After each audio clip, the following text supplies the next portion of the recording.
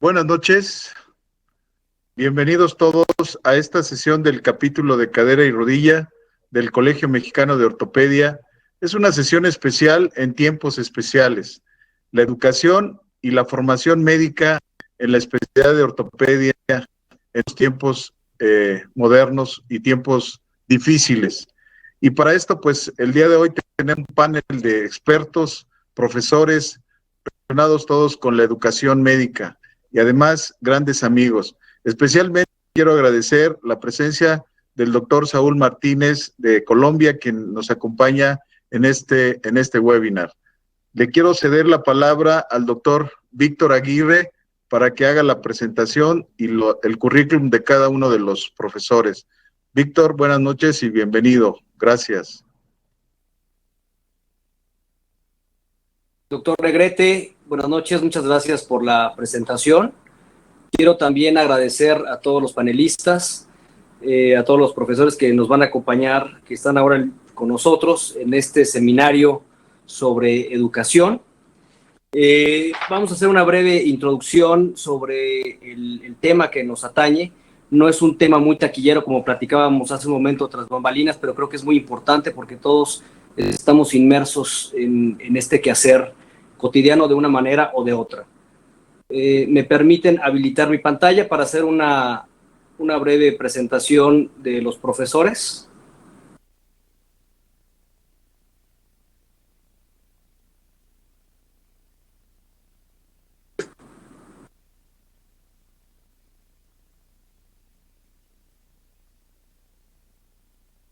Bueno, esta es la segunda sesión del capítulo de cadera y rodilla. Es una sesión extraordinaria que toca el tema de educación y formación médica en ortopedia en esta época difícil de la pandemia y bueno, la pospandemia, y tratar de dilucidar aquí entre el panel de expertos las perspectivas a futuro sobre este tema. El objetivo de este seminario pues es dilucidar e idear las nuevas tendencias de educación y enseñanza, tanto en la formación de médicos especialistas en ortopedia como de médicos especialistas en ortopedia que están haciendo cursos de alta especialidad, también educación médica continua, es decir, los congresos, ante la nueva realidad que estamos viviendo y entendiendo que el futuro pues se empieza a construir a partir del presente. En la medicina, y no es diferente en la ortopedia, tiene tres ejes fundamentales: la asistencia, que es la razón de ser de nuestra profesión eminentemente humanística, en donde curamos en algunas ocasiones, aliviamos a menudo, como está ocurriendo ahora en esta situación sanitaria a nivel mundial, pero siempre podemos consolar, a veces únicamente escuchando a los pacientes, como lo estamos haciendo ahora en las videoconferencias, etcétera. La docencia, otro eje también primordial, es una actividad diseñada para transmitir el conocimiento. También tiene un brazo que es la actualización médica continua, en donde a veces somos maestros y a veces somos alumnos, y esto es un ciclo que se mueve de manera continua. Finalmente, el último eje, que es la investigación, que se encarga o que tiene como objetivo principal generar nuevos conocimientos a partir del método científico sustentado en el conocimiento previo. Específicamente la docencia, pues bueno, creo que es de las acciones en la medicina con mayor responsabilidad, pero también al mismo tiempo con mayor satisfacción. El ser facilitador del conocimiento, pues bueno, es esto, una gran responsabilidad, es también un privilegio, un gran compromiso, y esto redunda en la formación de recursos humanos competentes. Hay que hacer cambios de mentalidad a veces en estas personas, en estos alumnos, y es una actividad que por sí misma trasciende y nos hace trascender. En la época actual, la pandemia, pues bueno, así es como nos veíamos en el primer seminario Zoom, y bueno, al número 100 creo que ya no estamos tan entusiasmados, pero creo que todos tienen su valía. Bueno, con esto quiero señalar rápido las ventajas que hemos tenido ahora. Tenemos información actualizada al alcance de todos, eso es de las partes más que más beneficio nos ha dado a todos, profesores de todas las partes del mundo, como es el caso de ahora, que estamos junto con nuestros amigos y compañeros colombianos. Saber lo que están haciendo en otras latitudes es muy importante, nos pone en perspectiva. Tenemos acceso a un conocimiento de alta calidad y de manera gratuita desde la comodidad de nuestro hogar. ¿Qué desventajas tiene? También existen desventajas. Se ha perdido el valor por el conocimiento, hemos perdido el valor a la propiedad intelectual de todas esas experiencias en donde, pues bueno, no todo el mundo puede hacer screenshots de las presentaciones, etcétera, y nos olvidamos de los derechos de autor. Eso es parte de alguna desventaja que podría existir. Pérdida del interés al haber tantos seminarios todo el tiempo, a todas horas. También hay falta de coordinación y regulación, que eventualmente empezaremos a dilucidar aquí estos bemoles. Pero al mismo tiempo es un nicho de oportunidades para todos. Para dar inicio a este seminario, quiero presentar a nuestros profesores, al doctor José Manuel Aguilera Cepeda. Él es profesor de ortopedia con más de 10 años de experiencia como profesor del grado de ortopedia por parte de la Universidad Nacional Autónoma de México, maestro de muchas generaciones. Él es cirujano de cadera y rodilla. Su actividad profesional la desempeña en el Hospital Médica Sur y la Ortoclínica del Norte, miembro de la Academia Mexicana de Cirugía, expresidente del colegio, expresidente del consejo, ex jefe de división de enfermedades articulares del Instituto Nacional de Rehabilitación. Él nos va a platicar sobre la educación y formación de médicos especialistas en ortopedia en esta época difícil. El doctor Fideldo Varganes, un personaje conocido por todos, comprometido con la enseñanza y actualización médica continua en ortopedia. Todo el mundo habremos visto alguna charla de él dándonos sus mensajes para llevar a casa, siempre muy valiosos para todos. Él es cirujano de cadera y rodilla, desempeña su actividad profesional en el Instituto Queretano de Alta Especialidad en Ortopedia, en el Hospital Ángeles de Querétaro. Él es profesor titular del curso de alta especialidad en cirugía articular, avalado por la Universidad de Anáhuac, y es expresidente de AMECRA. Él nos va a platicar sobre este mismo tema, la educación y formación de médicos de alta especialidad en cirugía articular en esta época de pandemia COVID. Nuestro amigo Saúl Martínez, Smart, como su correo electrónico, un tipo brillante, muy inteligente, siempre innovando y gustoso de compartir sus conocimientos y experiencias entre pares. Él nos va a platicar sobre las perspectivas con simuladores, cursos cadavéricos para complementar entrenamientos en residentes de ortopedia, ahora que estamos en esta etapa complicada. Él es cirujano de cadera y rodilla, es jefe del servicio de ortopedia y traumatología del Hospital Santa Clara de Bogotá, Colombia. Es consultor para diferentes compañías de dispositivos médicos en cadera y rodilla.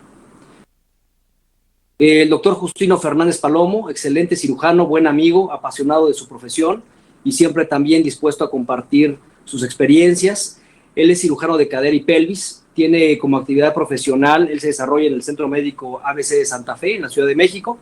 Es extitular del capítulo de traumatología del Colegio Mexicano de Ortopedia y presidente del Congreso Nacional de Ortopedia 2021. Estamos todavía vislumbrando si se realiza, no se realiza, cómo se realiza, etcétera. Y entonces él nos va a platicar sobre el futuro de la educación médica continua. Los congresos volverán a ser como antes o simplemente es un deseo que todos tenemos. Y finalmente el doctor Ernesto Delgado Cedillo. Él es un apasionado de sus convicciones, me consta, es un buen alumno y ha sido un buen maestro, también me consta. Él es ortopedista oncólogo, su actividad profesional la desempeña en el Hospital Médica Sur y la Ortoclínica del Norte. Es presidente del Congreso Nacional de Ortopedia y Traumatología 2020, que ahora pues por esta situación se pospuso. Es adscrito al servicio de tumores óseos del Instituto Nacional de Rehabilitación y profesor adjunto de ese curso también. Él nos va a compartir sus experiencias durante este año, nos va a ayudar también con algunas preguntas hacia los panelistas. Finalmente me quiero despedir para cederle la palabra al doctor José Manuel Aguilera con esta frase de François-Marie Aurèle Voltaire, que dice: todo hombre es una criatura de la edad en la que vive y pocos son capaces de elevarse por encima de las ideas de la época. ¿Qué quiero decir con esta frase? Pues bueno, Voltaire hace más de 200 años, él estaba seguro de que Europa era una misma y debían estar unificados. Pues bueno, pasaron 200 años para que esto sucediera. No sabemos si él vio el futuro o creó el futuro haciendo estos análisis. Observó el presente, lo analizó, discrepó con algunas normas establecidas y creó el futuro. Entonces creo que estamos en esa coyuntura que nos ha dado este proceso histórico de la pandemia, y en este momento no sabemos qué va a pasar con la educación médica continua, la enseñanza, etcétera, y creo que es un punto de quiebre que vale la pena pues tocar. Doctor José Manuel Aguilera, le voy a ceder la palabra, por favor. Voy a dejar de compartir mi pantalla para que el doctor haga lo propio. Sí, muchas gracias, Víctor. Eres muy amable y muchas gracias a todos los compañeros también por compartir este webinar. Si me pueden dar, por favor, la entrada para mi presentación. Gracias.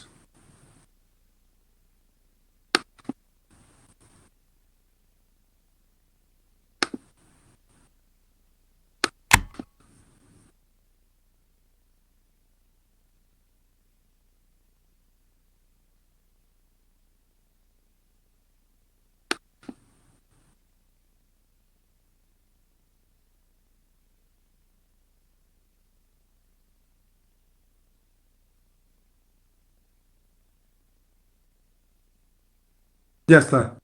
Tardó un poco, pero ya está para entrar.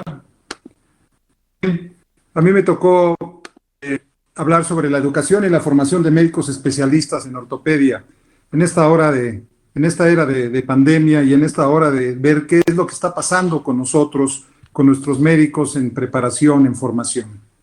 ¿Qué significa esto? Bueno, la nueva normalidad quiere decir que los encuentros clínicos deberán de ser cada vez más virtuales. ¿Hacia dónde nos lleva esto? Bueno, básicamente nos lleva a una situación en la cual nosotros ya no vamos a poder estar tanto en contacto con nuestros pacientes, hacer relaciones como las hacíamos antes, prácticamente en forma rutinaria, cada vez que nosotros veíamos a nuestros pacientes, y solamente tenemos que dejarlo para algunos casos específicos cuando la evolución después de la primera evaluación no sea lo que nosotros estamos pensando que podría ser a favor de la... Esto significa que en los diferentes hospitales tendremos que aumentar la plantilla laboral. Probablemente no vaya a ser sano que un médico pueda ver 20 o 25 pacientes en una mañana, que puedan estar los pacientes en una sala de espera en donde esté totalmente llena, con incluso algunos pacientes o familiares parados. Entonces, esto significa que se van a tener que aumentar los espacios y esto va a significar, obviamente, más gasto para los gobiernos. Los procesos hospitalarios también se van a tener que agilizar, o sea, las grandes entrevistas, las grandes reuniones con trabajo social, con los diferentes médicos, al hacer una historia clínica, al hacer una nota de ingreso, también tendrá que ir cambiando progresivamente de tal manera que haya menos posibilidades de que nuestros tiempos con las diferentes personas, que pacientes o familiares, impliquen que podamos tener un tiempo de más para evitar contagios. Y esto significa también, y esto es algo que en el primer mundo le están dando mucha importancia, es disminuir el estrés entre pacientes y personal médico. Todo esto que nosotros estamos platicando genera estrés y muchas veces lleva a alteraciones en la relación médico-paciente. Desde el punto de vista de los residentes en formación, lo que se hizo para evitar la propagación de la pandemia pues fue sacarlos totalmente del entorno clínico, o sea, muchos de ellos dejaron de asistir al hospital, algunos otros básicamente van al hospital pero no tienen pacientes porque muchos de sus hospitales se convirtieron en hospitales COVID. Y esto significó que hubo una interrupción del estado clásico de aprendizaje de las diferentes especialidades. En el caso del ortopedia, que es una especialidad eminentemente quirúrgica, pues sí, obviamente se ve afectado el entrenamiento, el adiestramiento y la experiencia que puede en un momento dado obtener un residente en la medida de que está avanzando en sus años en la especialidad. La enseñanza dual entonces nos lleva a las vías remotas, en donde, como decía yo, nos alejamos propiamente del contacto con el paciente. La tecnología la tenemos que tener al alcance y esto otra vez nos lleva a gastos fuertes que implica inversiones de clínicas privadas, inversiones del gobierno, para que realmente podamos tener acceso a la tecnología que nos pueda llevar a que los residentes puedan obtener el beneficio de un entrenamiento para su especialidad. Lo mismo significa las evaluaciones para los residentes, que tienen que ser en función de las modificaciones a sus rotaciones. O sea, ya no se puede tener el mismo programa de enseñanza que se tenía antes y se va a tener que modificar de acuerdo a toda esta enseñanza virtual. ¿Cuáles serían las perspectivas que podríamos tener? Y estas respuestas yo no la tengo, simplemente son situaciones que se tienen que analizar y que el tiempo nos podrá ir diciendo realmente si vamos a tener que alargar el tiempo de entrenamiento para los residentes y a los que están ahorita en etapa de formación, pues cuál es el camino que vamos a seguir. ¿Los vamos a graduar al vapor o vamos a tener que esperar? Pero hay que recordar que vienen residentes de los años anteriores que también van a ir pasando a los años siguientes, y esto significa que de alguna manera tendremos que ir viendo cómo los va a ir graduando. Ahí existen algunas dudas. Entonces, ¿va a funcionar realmente esta normalidad para que realmente la evaluación de la práctica médica nos lleve a un éxito? Y la principal evaluación es que los pacientes a los cuales está atendiendo nuestro ex residente, que ya en este momento podría estar ya graduado, realmente tengan una atención de calidad. Entonces, los exámenes universitarios finales, ¿cómo se va a ver? Se van a poder hacer las certificaciones con exploración de pacientes, se va a poder hacer como se hacían antes las visitas hospitalarias, o se van a tener que modificar, y de alguna manera esto nos puede llevar a dudar sobre la realidad, la veracidad de evaluación que nosotros estamos teniendo. Pero lo que más nos preocupa, insisto, es la acción de la práctica médica cuando ese residente esté ya realmente atendiendo pacientes que en un momento dado puedan tener alguna mejoría con el tratamiento que se les está indicando.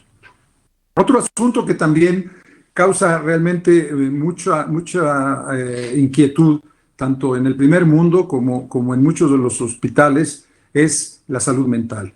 La salud mental no solamente de los médicos, sino en general del personal de los diferentes hospitales, y ahora con el COVID, obviamente hay mucha inquietud porque a veces no tienen el equipo de protección adecuado. Y los pacientes, pues muchos de ellos ni siquiera quieren acudir a los hospitales. Bueno, esto significa que también puede haber ciertos cambios de depresión, de ansiedad, e incluso se habla de suicidio, no solamente entre el personal de los hospitales, entre los médicos, sino también algunos pacientes que cuando se sabe que están contagiados caen en depresiones profundas.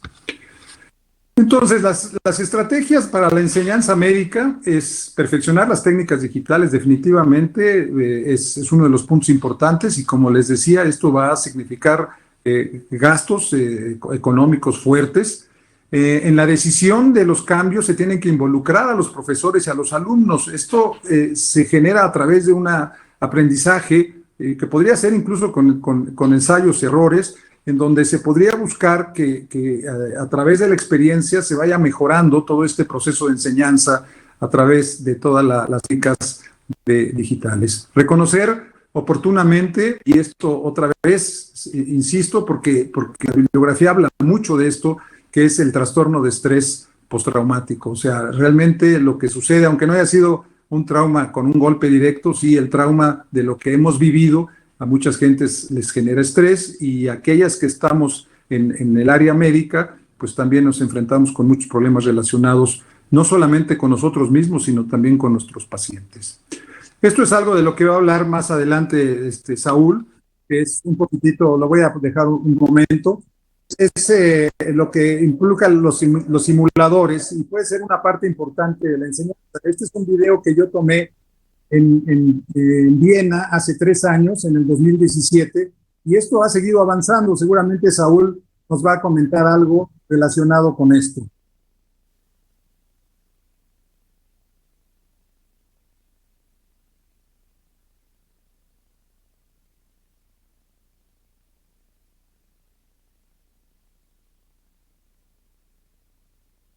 Finalmente, no quiero terminar sin presentar este artículo, que es del Journal de Educación Médica de Canadá, que habla precisamente, esto es de mayo de este año, y en el resumen dicen esto, que me voy a permitir leerlo a cómo está.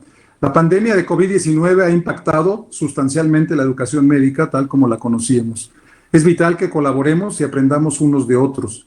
Alentamos a la comunidad global de educación médica a continuar comunicándose entre sí, compartir lo que está funcionando y difundir ideas innovadoras para que no solo podamos tener éxito en esta nueva normalidad, sino que aprendamos de esta experiencia para mejorar la educación en el futuro. Es parte del objetivo que tiene este simposio, este webinar, y un reconocimiento a Víctor Hugo Aguirre por la idea, un reconocimiento a Jorge Negrete por haberla apoyado, y bueno, pues seguimos adelante con lo que realmente corresponda al obtener esta experiencia y siempre buscar apoyar a nuestros clientes, a la gente joven, que es el futuro de la medicina en México. Muchas gracias.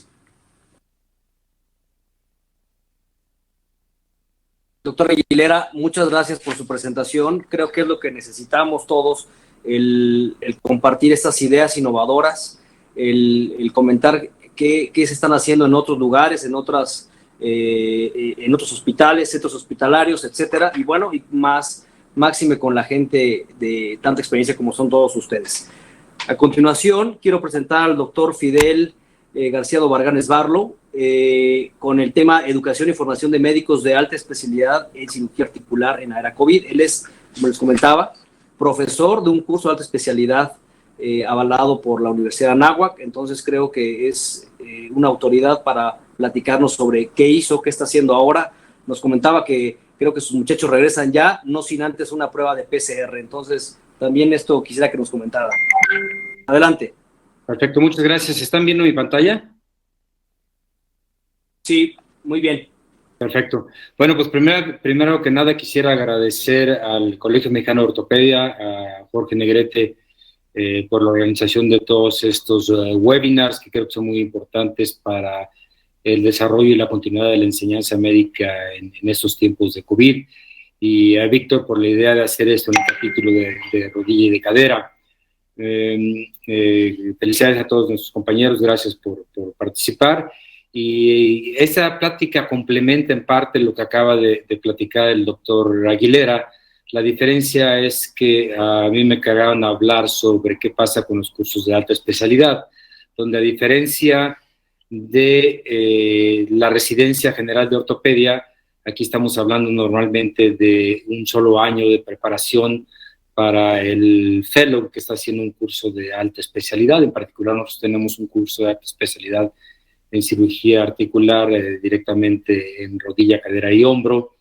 Entonces, los fellows, esta parte de la carrera del médico, que es normalmente de un año, en ocasiones de 2 años, se ve afectada pues, en forma mucho más importante que aquella del residente, que normalmente es de 4 años o puede ser de 5 años. Entonces, el impacto es aún más importante. Entonces, quiero compartir tanto lo que se ha publicado como lo que nos ha pasado a nosotros en particular en nuestro curso. ¿Y cuál es la problemática? Hay una pérdida de tiempo en el programa de entrenamiento del fellow, como comentamos, normalmente es de 1 año, entonces el perder la ausencia de cirugía programada entre 60 o 120 días, dependiendo del programa y dependiendo del hospital en donde esto suceda, pues es una parte muy, muy importante de su entrenamiento, equivale al 20 o al 40% del tiempo de entrenamiento de un fellow, entonces realmente es muy importante.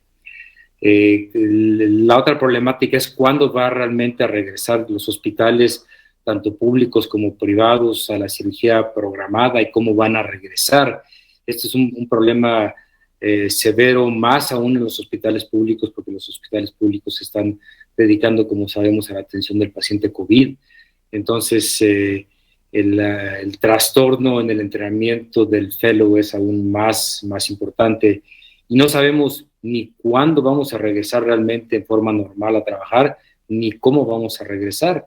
La otra problemática es el riesgo de contagio, ya sea de un contagio asintomático o el riesgo incluso de caer en la enfermedad, que la experiencia que les voy a platicar es que eso incluso nos pasó con nuestros fellows. Entonces, toda esta es la problemática a la que nos enfrentamos durante esta época COVID en la enseñanza de los médicos que están cursando los cursos de alta especialidad. Y esta cuarentena ocasiona 4 problemas principales: el psicológico, el físico, el académico y el socioeconómico. Vamos a analizar paso por paso cada uno de ellos. ¿Cuál es el problema del físico? Los fellows están en falta total de actividad, tanto desde el punto de vista médico como desde el punto de vista energético, de deporte. Entonces, esta falta de actividad es un círculo vicioso que nos lleva a una falta de energía. Muchas veces conlleva, como en todos nosotros, no solamente en los fellows, a un sobrepeso, una alimentación no balanceada porque no tenemos el contacto completo con todas las áreas para donde normalmente nos alimentamos o se alimentan los fellows. Y el principal problema es a la hora que existe un contagio con ellos, como ha existido tanto en muchos residentes en el mundo, en nuestro país, en nuestra ciudad, y en particular con nosotros, con los fellows, que ha existido este contagio también. Desde el punto de vista psicológico, también el impacto es catastrófico. El miedo por no saber qué es lo que va a pasar más adelante. No tenemos la certeza, ni ellos, ni nosotros, ni nadie, de qué va a pasar en los próximos meses o el próximo año.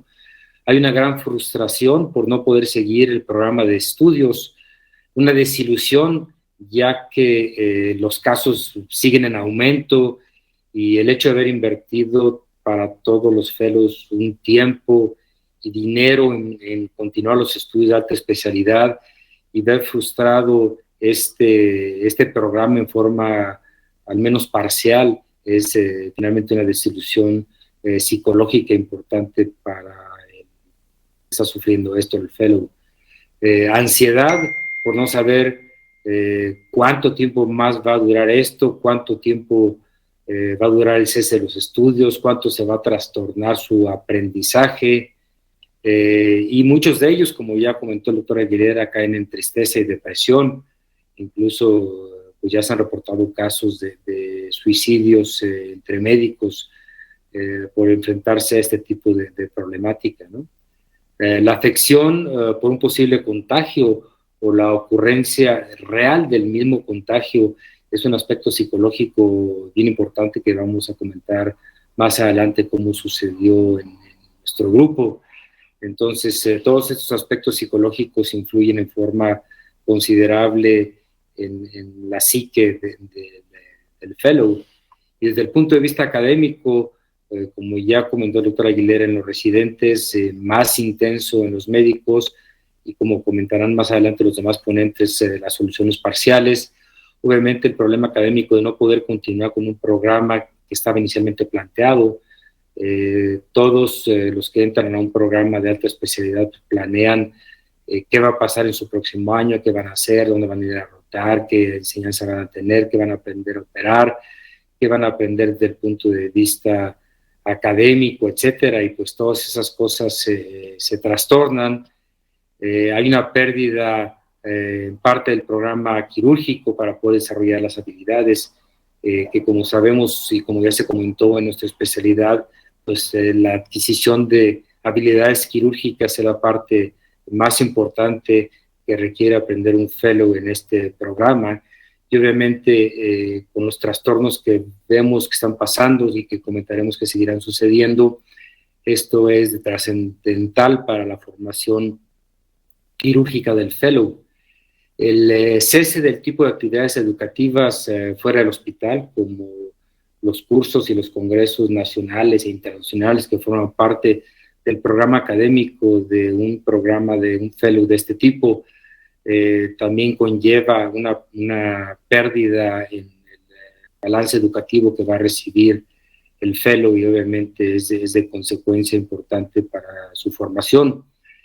Otro problema es el retraso en los protocolos de investigación y en los trabajos de tesis, tanto por no poder estar en forma física el fellow en el área hospitalaria o de consulta externa, como por la disminución de la asistencia de los pacientes, tanto a consulta externa como el número de cirugías programadas que todo el mundo hemos tenido que cancelar.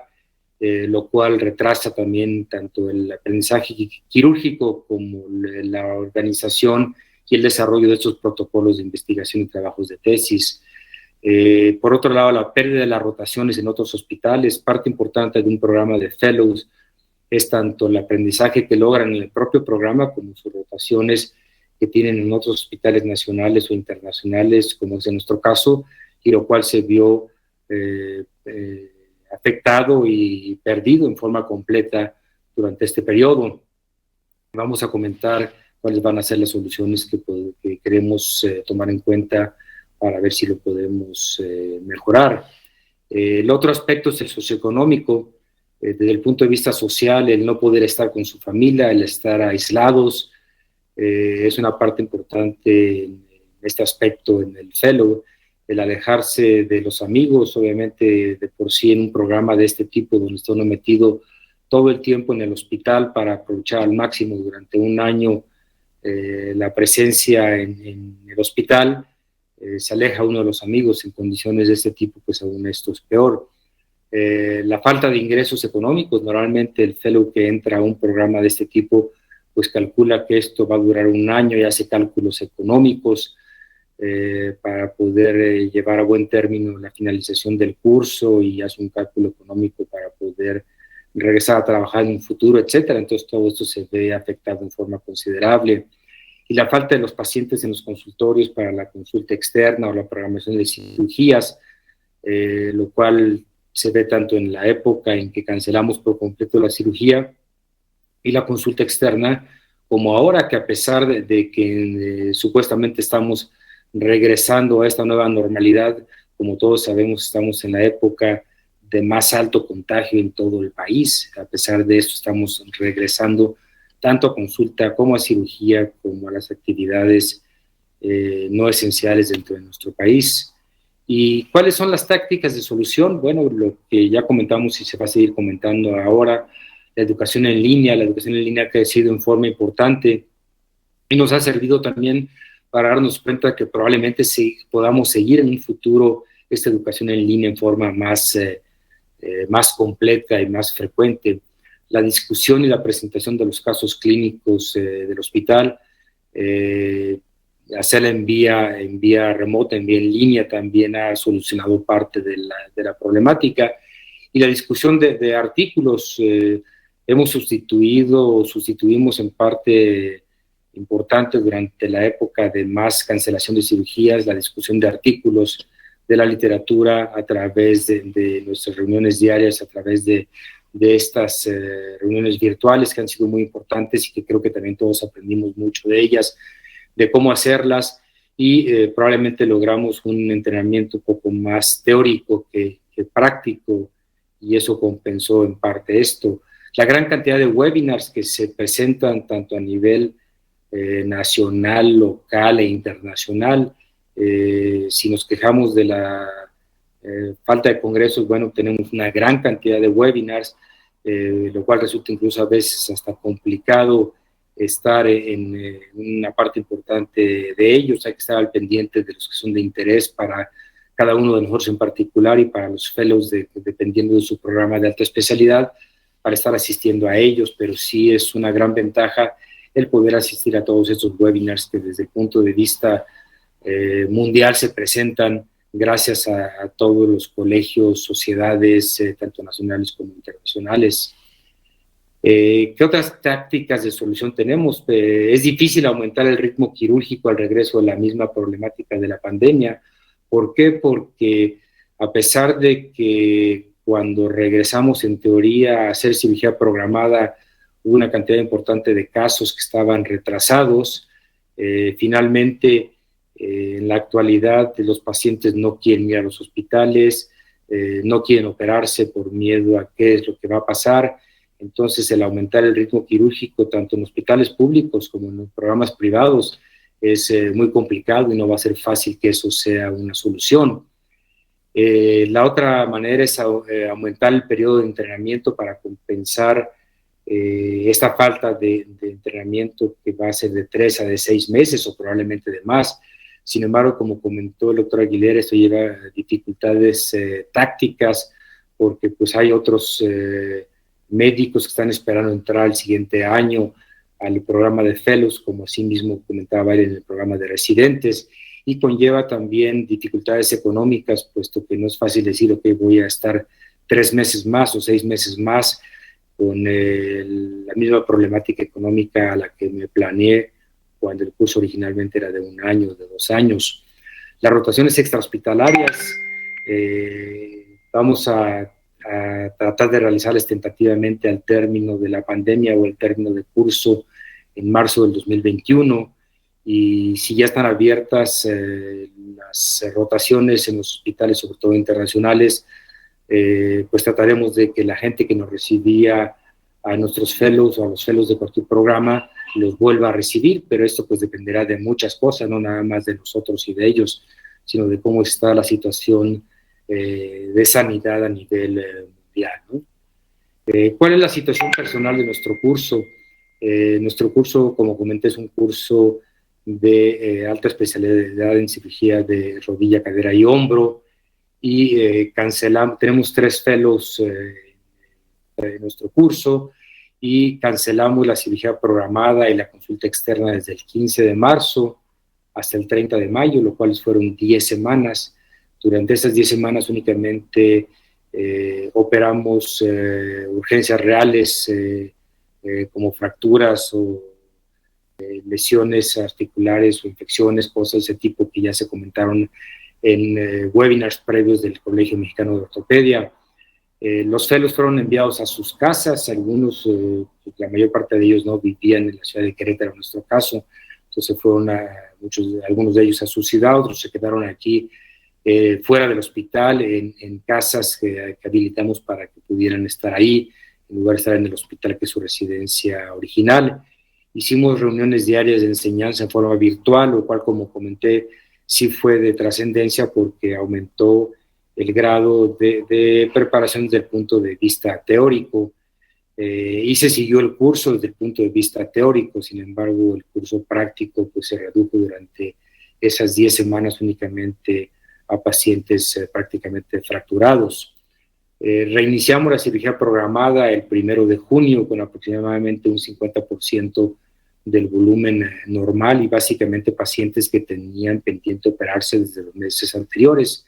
Y reiniciamos también el 1 de junio la consulta externa de la misma forma, aproximadamente en un 50% del volumen normal de los pacientes que vemos. Se mantuvo la presentación de casos clínicos pre- y postquirúrgicos también por vía remota, y se mantuvo el incremento de la asistencia a los webinars nacionales e internacionales. Estamos realizando pruebas de PCR a todos nuestros pacientes programados para cirugía, y estamos haciendo TAC pulmonar a los pacientes que llegan con una urgencia quirúrgica y que no alcanzamos a tener una PCR para decidir si podemos operar al paciente o no. Y desafortunadamente hemos tenido un 20% de casos de PCR positiva para COVID-19 en pacientes, por otro lado, asintomáticos. Y estos pacientes, este 20% de la programación que de por sí estaba baja, tuvimos que posponer también esos pacientes 3 semanas a que salieran fuera de la fase infecciosa.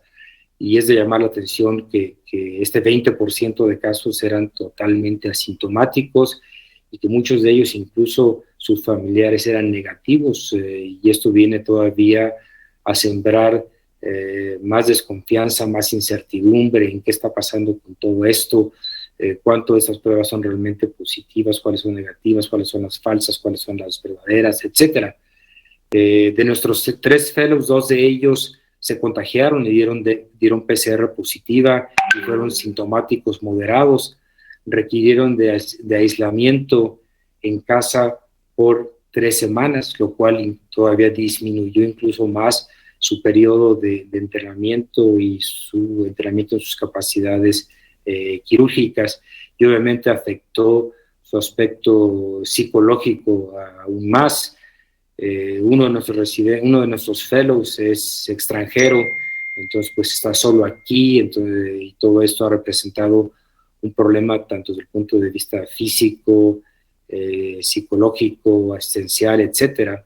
El otro fellow que dio negativo con PCR tuvo que ser mantenido fuera del hospital por requerimientos del mismo hospital, por haber convivido con los otros dos que fueron positivos, aunque él fue asintomático y fue negativo. Entonces todo esto sí representó todavía un agravamiento de los problemas que acabábamos de comentar.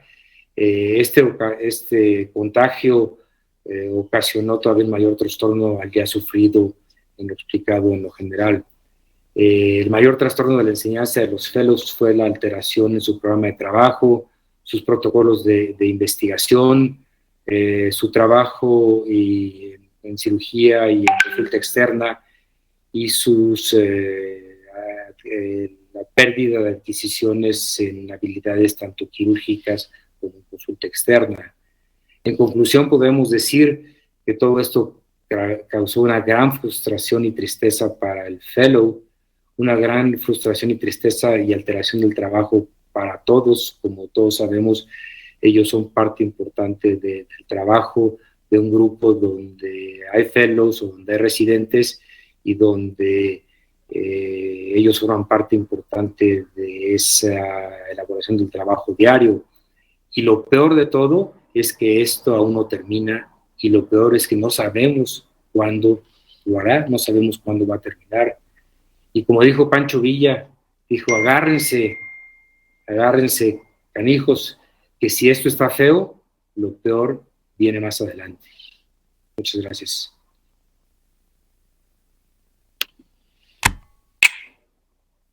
Muchas gracias, Fidel, por tu presentación muy, muy buena. Vamos a continuar con Saúl Martínez. Ante esta problemática, pues saber cuáles son las herramientas de las que podemos echar mano, la perspectiva con simuladores y cursos cadavéricos para poder completar estos entrenamientos, si es una realidad de la que tenemos que echar mano a partir de ya. Platícanos, Saúl, por favor.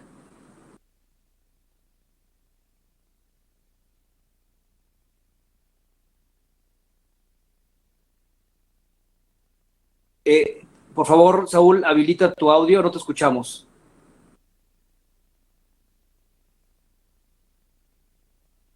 Ok. Ahora sí. ¿Me oyen?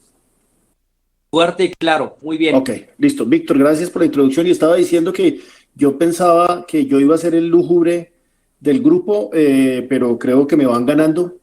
La tarea asignada por los organizadores es esta, hablar de simuladores y cursos cadavéricos en la residencia de ortopedia. Yo en este momento desempeño mis actividades docentes para esta universidad en un hospital público en la ciudad de Bogotá, un hospital que es COVID. Y como a todos, pues nos ha pegado muy fuerte el tema de la pandemia. Pero esto no es de ahora. Yo creo que esto lo que nos está dando es una oportunidad para cambiar. El modelo de educación en la residencia definitivamente se ha transformado. Se ha transformado a expensas de nosotros como cirujanos, como instructores de los residentes. Se han transformado las expectativas de los pacientes. Hoy en día en los sitios en los que se imparte docencia hay muchas preocupaciones desde el punto de vista legal y financiera, el costo que es tener personal en entrenamiento. Existe una cosa que hace más o menos una década viene haciendo carrera en los Estados Unidos y que desafortunadamente ya nos contaminó, que son las restricciones al tiempo de trabajo para el personal en formación y aún para el personal ya formado, lo cual los limita en el tiempo que pueden estar en actividades asistenciales, y eso en el futuro va a redundar en qué tanta autonomía van a tener estos especialistas en formación. Y yo creo que la pandemia lo que ha hecho es favorecer todos estos cambios. Yo creo que la docencia nunca había experimentado tantos desafíos como los que está enfrentando hoy en día, y más aún potenciados por el tema de la pandemia. Esto es un tema que no es nuevo y del cual se han hecho publicaciones científicas serias, como esta de Paul Tornetta de hace escasamente un año, que habla de los desafíos para la educación de los residentes de ortopedia, y el desafío de ellos identificó cuáles eran los mayores desafíos para la enseñanza, y ellos encontraron estos 4 en 12 programas de residencia. Primero, la falta de profesionalismo por parte de los residentes actualmente. el énfasis o el sobreénfasis que se está haciendo en hacer procedimientos, algo que es muy importante. Todos quieren es estar únicamente en una sala quirúrgica operando pacientes. La falta de experiencia clínica, lo cual es algo paradójico, pero cada una de esas cosas las vamos a desarrollar más adelante. Y hay muchos desafíos que tenemos por el tema de quienes nos vigilan, no solo quienes nos demandan, sino quienes nos vigilan. Nos vigilan las directivas de los hospitales, nos vigilan los jefes de los programas, las universidades y los entes regulatorios, obviamente. Vamos a desglosar cada uno de estos. ¿A qué se refieren con esta falta de profesionalismo?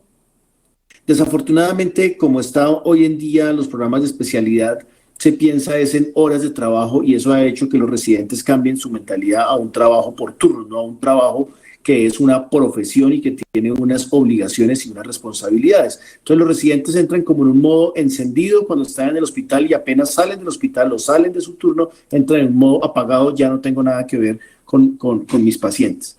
La idea de estas restricciones en el tiempo de trabajo estaba basada en una cosa que es lógica, que era la prevención del cansancio, y de esta forma disminuir los errores, algo parecido a lo de los pilotos, pero la evidencia cada vez nos demuestra que no, que esto lo que hizo fue tener residentes más especialistas, más descansados, pero con menos experiencia clínica. Se ha perdido un poco el sentido de pertenencia de los pacientes. Los residentes ya no se apropian de los pacientes, sino simplemente es mío mientras el turno, cuando se acabe mi turno ya vendrá otro a continuar lo que yo he empezado.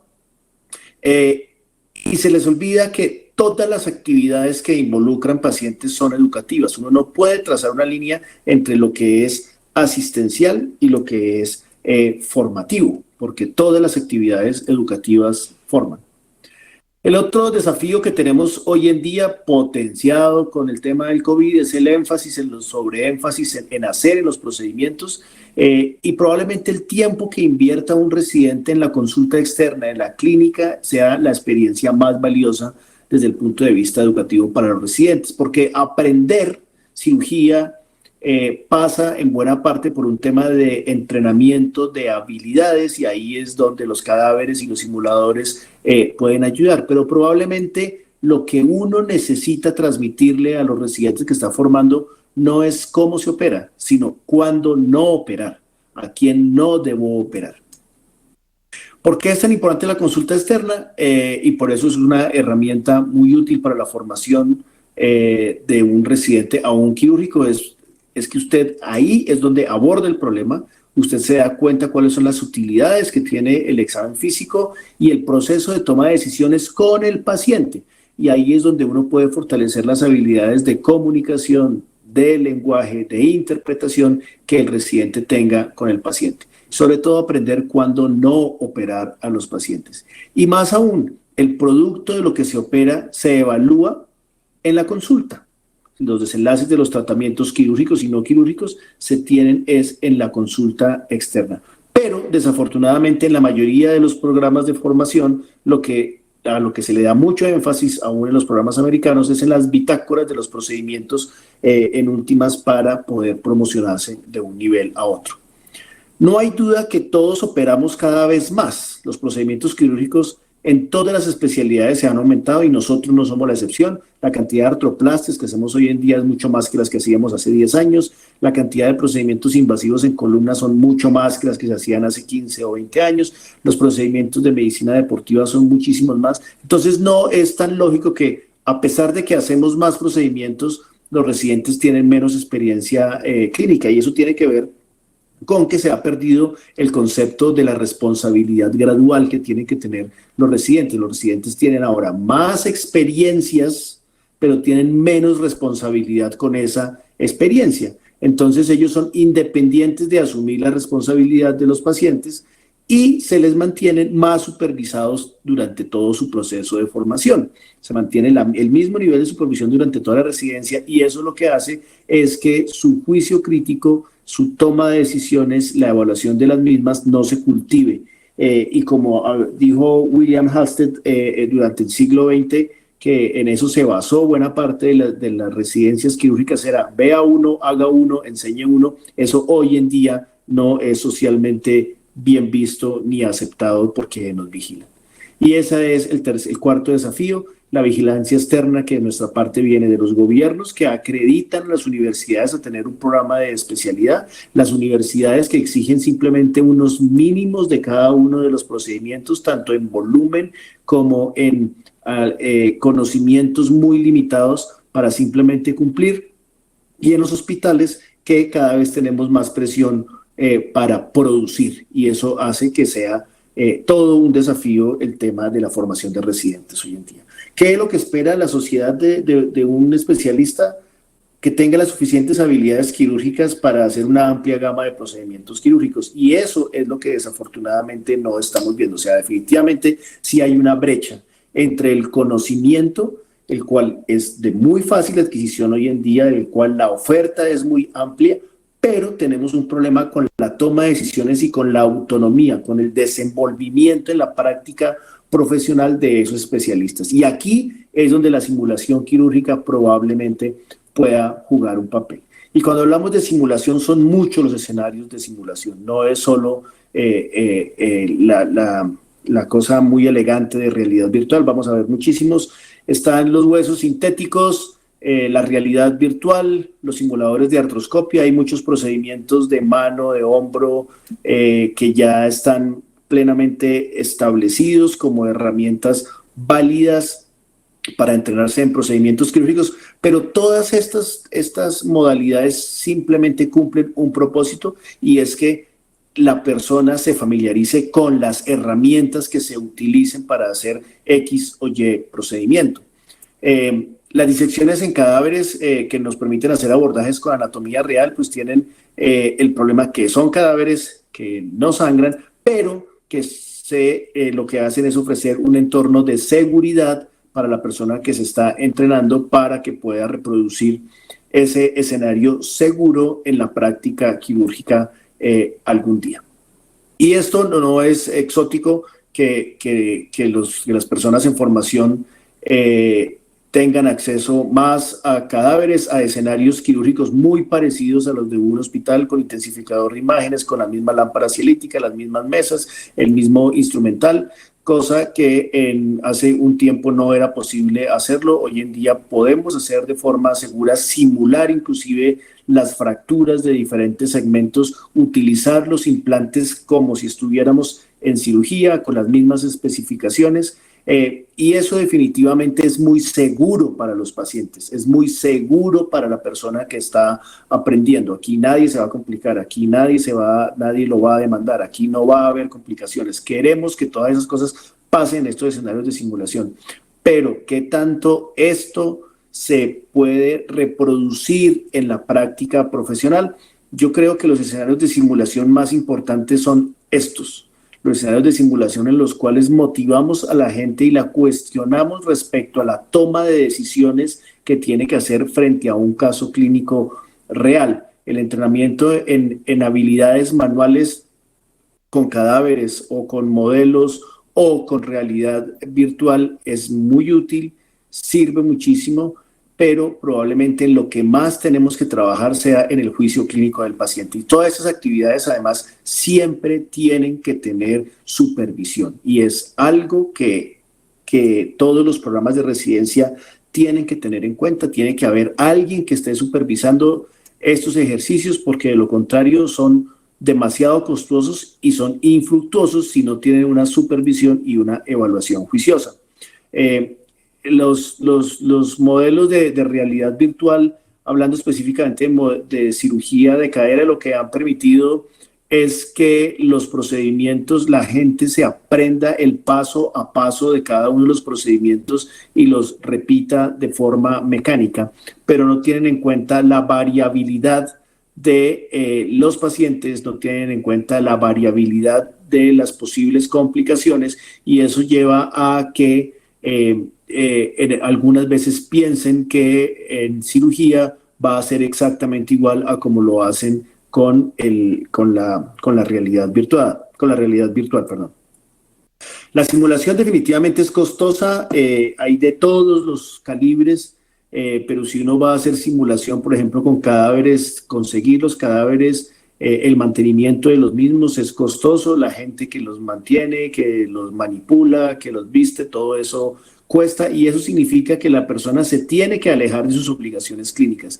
Y definitivamente la residencia de ortopedia no es algo que se aprende viendo, se aprende es haciendo y estando en contacto con los pacientes. La disponibilidad de los mismos no es la óptima. Un simulador áptico de artroscopia puede arrancar en $80,000. ¿Quién va a asumir eso? Hay unos inclusive muchísimo más costosos.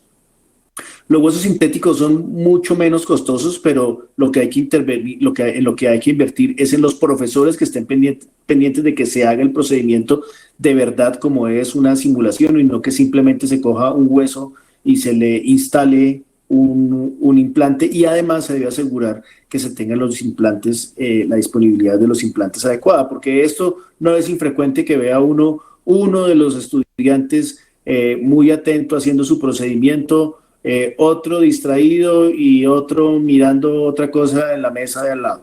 Entonces se necesita mucha supervisión para que estos procedimientos realmente sean efectivos y se traduzcan o se traslade esta experiencia a la parte quirúrgica. Y eso demanda recursos, y esos recursos no están siempre disponibles. Acá, por ejemplo, tenemos personas encargadas de los intensificadores de imágenes, personas encargadas de los cadáveres, personas encargadas de los instrumentales y profesores pendientes de lo que hace cada uno de los grupos. No se nos puede olvidar que los adultos aprenden diferente a como aprendemos, de forma diferente a como aprenden los niños. Y buena parte de la simulación o de los trabajos en los cadáveres pueden ser benéficos en la medida en que respondan a una necesidad. Los adultos aprendemos basados en la necesidad. Si necesitamos algo, nos llama la atención. Si no lo necesitamos, pues no nos importa. Entonces, los cursos en cadáveres pueden ser muy útiles si responden a una necesidad que tengan los especialistas en formación o los especialistas que ya estén formados. Y en la medida en que uno desarrolle este tipo de actividades pensando en que está solucionando una necesidad de los pacientes, de los estudiantes, pues van a ser exitosos. La pregunta siempre es: ¿quién va a pagar por todo esto? ¿Los servicios de ortopedia? Los hospitales y universidades. Los hospitales generalmente no tienen un presupuesto para esto. Y afortunada o desafortunadamente, la mayoría de las veces quien paga por este tipo de actividades es la industria, con un interés claramente económico. La simulación funciona, sí funciona, doctores, pero desde que esté estructurada. Y esta es la invitación a que en tiempos de COVID cambiemos nuestros programas de residencia, nuestros currículums e incluyamos la simulación. Y tiene que mantenerse en el tiempo, tiene que ser supervisada por los instructores, que cuando pasamos a escenarios de simulación probablemente ya no seamos instructores, ya no seamos profesores cirujanos, sino nos comportemos más como un facilitador, como un coach de esas actividades, y debe ser evaluada básicamente para saber cómo se comporta la curva de aprendizaje de los procedimientos que se hacen a través de simulación. Y eso ya está escrito, afortunadamente. Medir las habilidades quirúrgicas en procesos de simulación. Hay muchas formas de hacerlo. Los cuestionarios probablemente sean la menos objetiva, la que tienen menos reproducibilidad, no tienen ninguna validez, pero hay una cantidad de herramientas ya construidas por docentes y por pedagogos muy juiciosas, que sirven para evaluar si lo que se aprende en un escenario de simulación definitivamente sí se traduce a la práctica. La más simple es instalarle una cámara a un residente, y en el cual uno después le dice haga el procedimiento, y una vez hecho ese procedimiento uno puede tener parámetros de tiempo, de calidad, de desempeño en tiempo real o diferido, ya con el estudiante sentado al lado, para que pueda uno decir: mire, se equivocó acá, esa aguja no va acá, ese separador no se pone así. Esa es la más sencilla de hacer.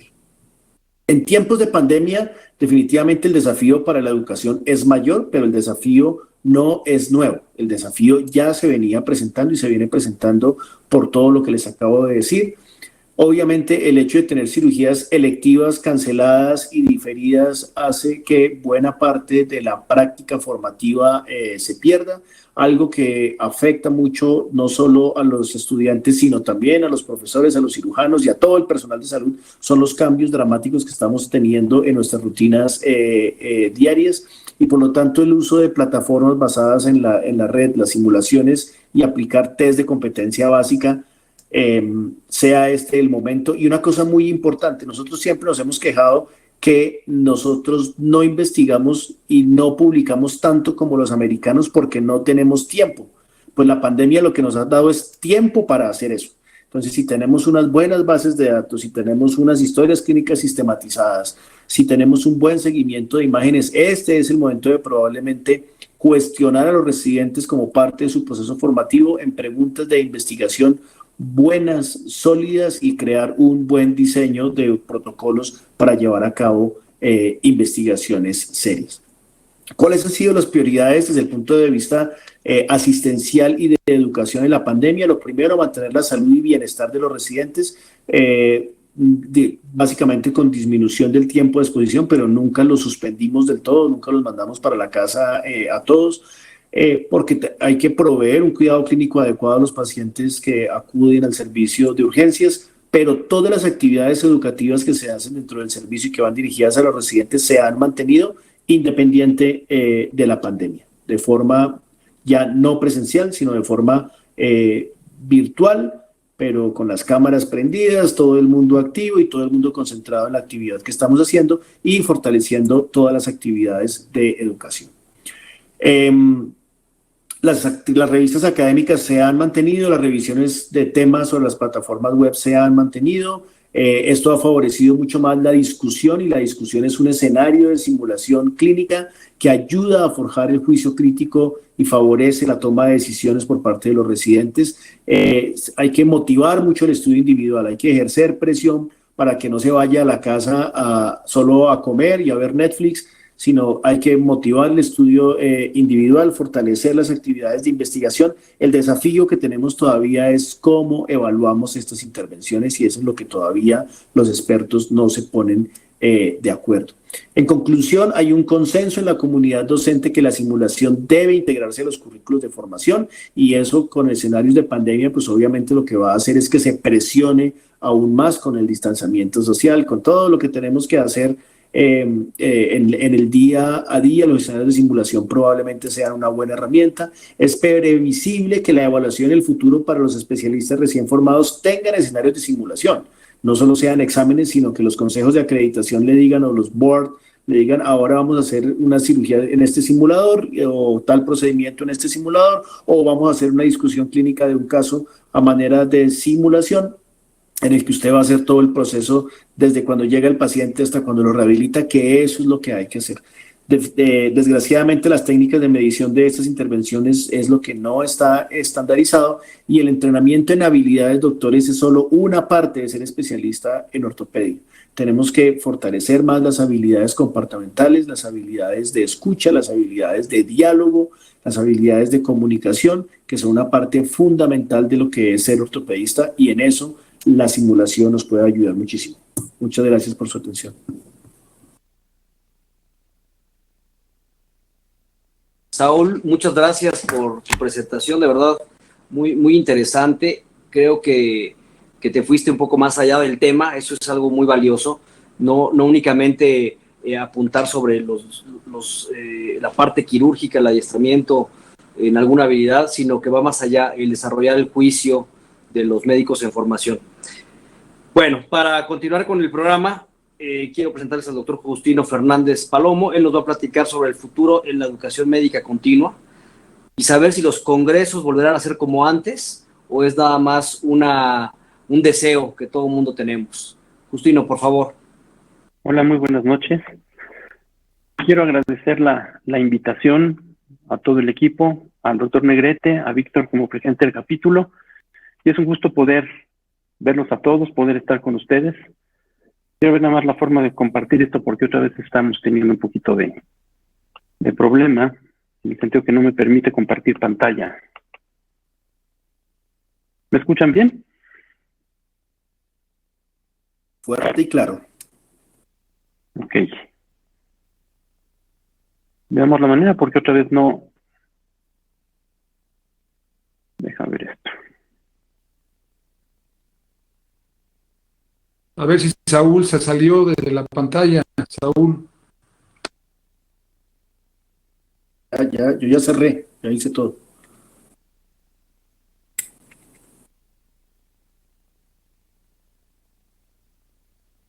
¿No? Soy inocente, doctor Aguilera.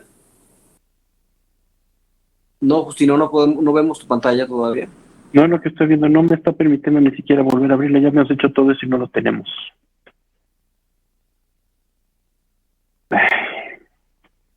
Nada nos... En lo que revisamos este detalle técnico, quisiera pedirle al doctor Ernesto Delgado, vamos a adelantar un poquito, que nos platique él un poco sobre sus experiencias en este año con respecto a lo que ha ocurrido, la cancelación de congresos, todo el trabajo que hay de por medio, y qué proyecciones tiene él para el futuro. Por favor, Ernesto. Hola, buenas tardes, buenas noches. Pues fíjate que una de las cosas más interesantes fue que yo ya con Fidel tenía prácticamente una apuesta ganada. Y eso pienso yo, ¿verdad? Él piensa que me había ganado. El último congreso que tuvimos, que fue un verdadero espectáculo académico y de organización y bien hecho, fue el de Fidel, el cual tuvimos el gusto de asistir y veníamos bien formando el nuevo congreso.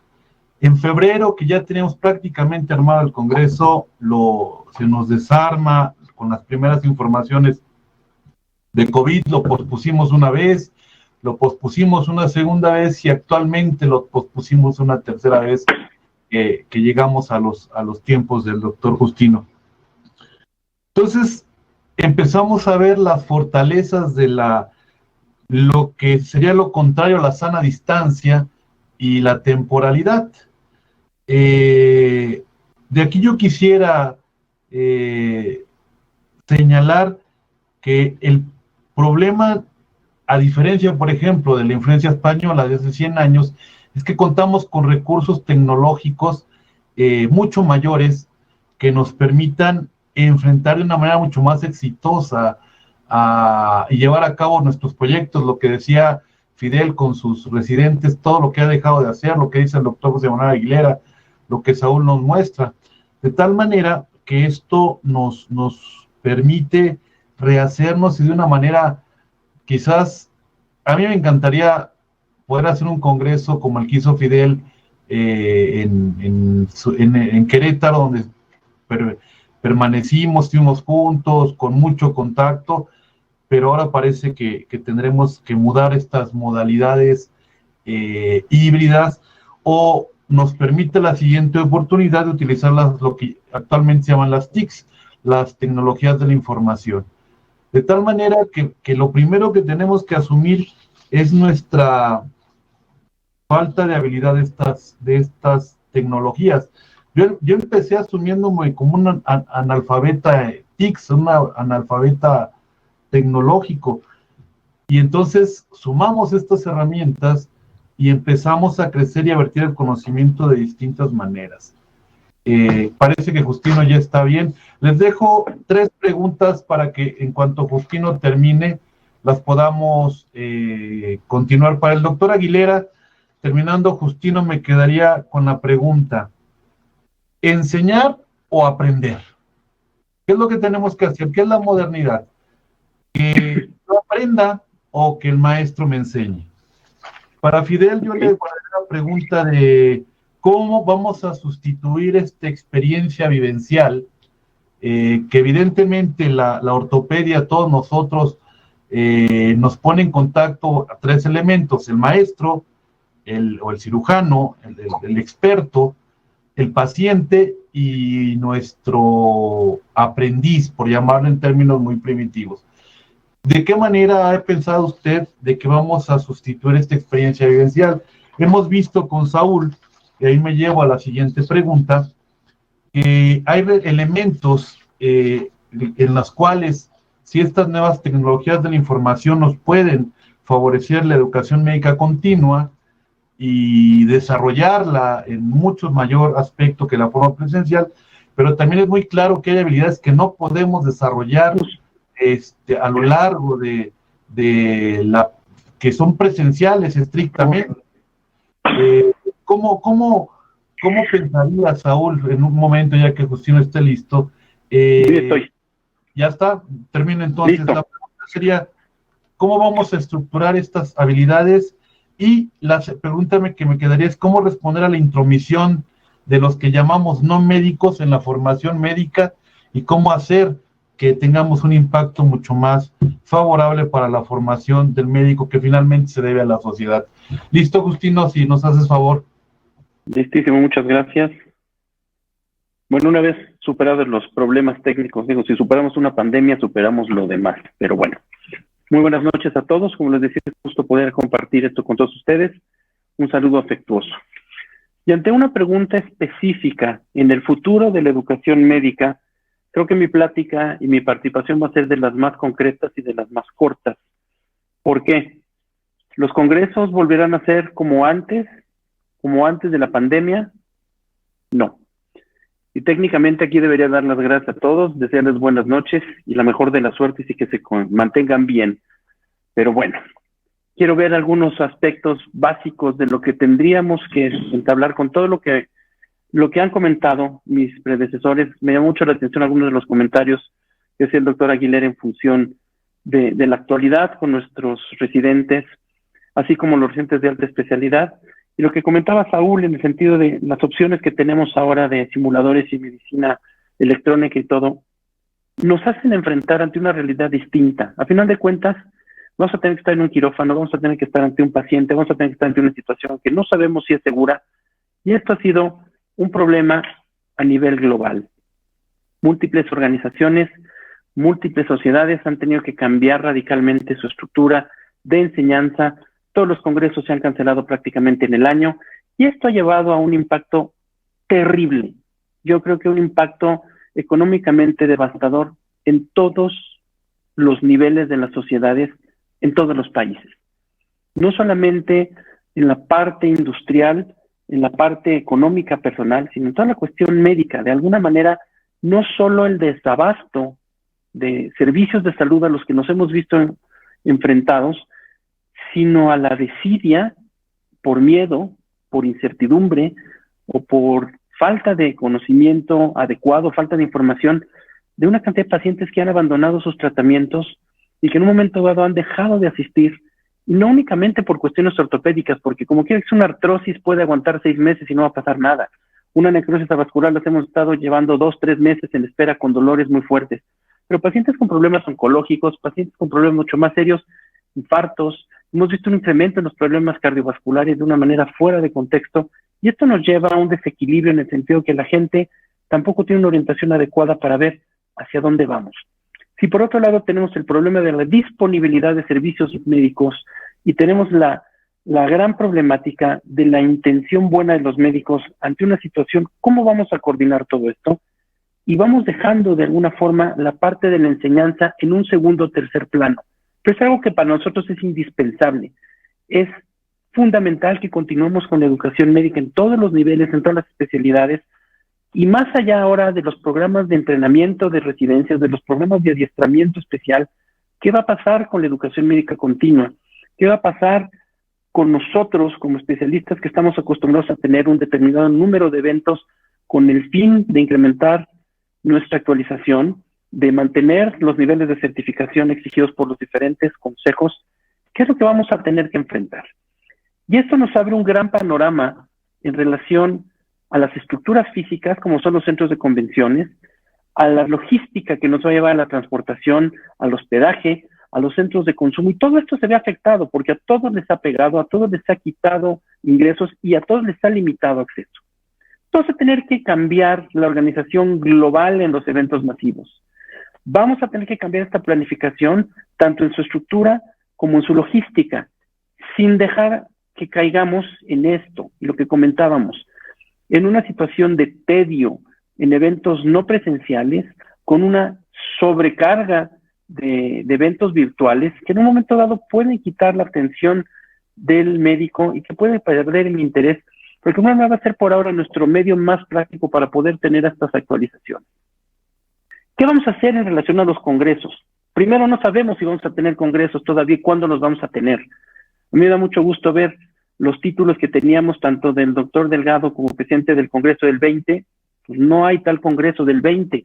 Yo del Congreso del 21, pues todavía no sabemos qué va a pasar a finales del 20. Entonces, tenemos que adaptar una estructura nueva en la que se está trabajando para poder determinar cómo vamos a poder llevar a nuestros colegas y a todo nuestro gremio la información que se requiera en los siguientes meses. Y esto implica reorganizar la logística de congresos, ver cuál va a ser la disponibilidad de medios, de plataformas electrónicas y cómo vamos a poder nosotros utilizar esa intención personal para poder hacernos del profesorado adecuado y de hacer llegar esta información a las diferentes áreas que nos interesan. Y para esto tenemos que considerar varias medidas que van a cambiar. Medidas físicas, lo de menos es cubrebocas para todo asistente. El cubrebocas ya es parte de nuestra indumentaria diaria. Ahora ya vemos el tipo y la marca, y al rato van a llegar cada vez cubrebocas más sofisticados, pero es una cuestión de menor importancia, por lo menos a tener que utilizar durante los próximos años, seguramente. Caretas, gogles. ¿Cuál va a ser el control específico para los diferentes personajes que van a intervenir en un congreso? No es lo mismo cómo se va a vestir la gente que va a recibir a los ponentes, los que van a recibir a los asistentes, los que van a atender la logística del evento, el que se va a parar enfrente o los que van a asistir, quienes quieran estar en un salón con restricciones mucho mayores. Estas imágenes a las que estamos acostumbrados las vamos a dejar de ver. No es un centro comercial, porque me da mucha tristeza y mucho coraje a la vez ver que ahora los centros comerciales están abarrotados y dudo que vayamos a tener esta aglomeración de personas en un centro de convenciones, pero estas imágenes a las que estamos acostumbrados en los últimos años difícilmente las vamos a ver en poco tiempo. Las áreas de registro tienen que cambiar, vamos a tener que cuidar muchísimo el control en áreas comunes. Sin lugar a dudas, una vez que se defina cuál va a ser la norma para el número de personas que podemos tener, los salones de sesiones van a cambiar. Y un punto que va a ser muy importante por la cuestión industrial y la parte de financiamiento para nuestros eventos son las áreas de exposición. Vamos a necesitar tener un equipo médico mayor en presencia en los lugares, con equipos como se ha acostumbrado ahora, con ambulancias y personal paramédico, pero además protocolos nuevos en cuanto a higiene y lavado de manos que sea accesible. De nada me sirve pedir a la gente que se laven las manos si no hay baños cercanos o si no hay dispensadores de alcohol o de gel. Son pequeños detalles que vamos a tener que cambiar, que además cuestan. ¿Cuál va a ser la logística establecida en base a protocolos locales y protocolos internacionales? Sin duda alguna, reducción de la capacidad de los salones. Eso va a ser fundamental. Vamos a tener que cambiar los accesos. El punto de controversia que había, que si vamos a tener ahora una presencia registrada con fines de puntuación, va a ser el menor de los problemas. Ahora hay que ver cómo hacer que la gente entre. Y ya una vez que los tengamos, cómo vamos a controlar ese acceso y que se pueda restringir. Se tiene que buscar la manera de controlar la sanitización continua de los salones, y esto será con uso de diferentes medios, como son los tapetes en cada uno de los salones para poder entrar, la disponibilidad que tengamos en cada lugar para un continuo lavado o aplicación de gel en las zonas. Vamos a tener que considerar las distancias de apertura, tanto en las áreas de exposición de las sesiones como en las áreas de exposición comercial. Los pasillos tienen que tener, en base a las normas que nos han ido haciendo llegar de la Secretaría de Salud y que se han visto en estándares internacionales, mínimo de 4,5 metros de ancho, la circulación dirigida en sentidos específicos para evitar que la gente choque y ese desorden que teníamos en cuanto a sentidos contrarios. Se tendrán que establecer circuitos ya más marcados en el piso para que la gente pueda entender cuál va a ser la ruta a seguir. Controlar los accesos tanto a los salones como a las áreas de exposición. Comunicar perfectamente y dar una instrucción a los asistentes de las medidas que van a tener para que puedan mantener esa distancia entre personas. Determinar las distancias entre stands, y eso también va a limitar el número de stands que podemos tener en las áreas comerciales. El número de personas que van a asistir a cada stand, lo cual también va a restringir el acceso y de alguna manera va a impactar en el ingreso que van a tener y la inversión que van a tener que hacer cada una de las casas que patrocinan y que presentan sus diferentes productos. No podrá haber personal de promoción. Olvídense de las edecanes. Eso es un término que pasó a la historia. Tenemos que empezar a restringir qué tipo de personal vamos a poder admitir, y hay unos que por eliminación van a tener que salir primero, y uno de ellos son el personal de promoción como tal. Se deben de colocar barreras diferentes de tipo cristal, por ejemplo, en las áreas de acceso, en las áreas de identificación, en las áreas de registro, de tal manera que la gente que esté en contacto con diferentes personas tengan menos riesgo de exposición. Los proveedores van a tener que contar con los protocolos más estrictos también. Se va a tener que incrementar las medidas de cuidado de ingreso de los armados, de los centros de convenciones, de los centros de exposición. Los proveedores van a tener que tener un registro mucho mayor y tener un control mayor del número de gente que va a llegar, llevarlos por entradas mucho más restringidas en cuanto a acceso, para poder tener un control de la limpieza del material que se ingrese y el que se va a utilizar durante los tiempos de exposición. El tipo de uniformes que se van a hacer, cada cuánto se va a cambiar de ropa, cómo van a ser los cambios. Lo ideal es que la gente no llegue con la ropa de calle, sino que se cambie dentro del lugar y pueda cambiar también. Habrá una nueva estructura en los montajes de toda la zona comercial. Las barreras que se utilicen dentro de todos los stands, de los módulos de atención de las sociedades, de las revistas, de las casas que van a vender o que van a ofrecer productos.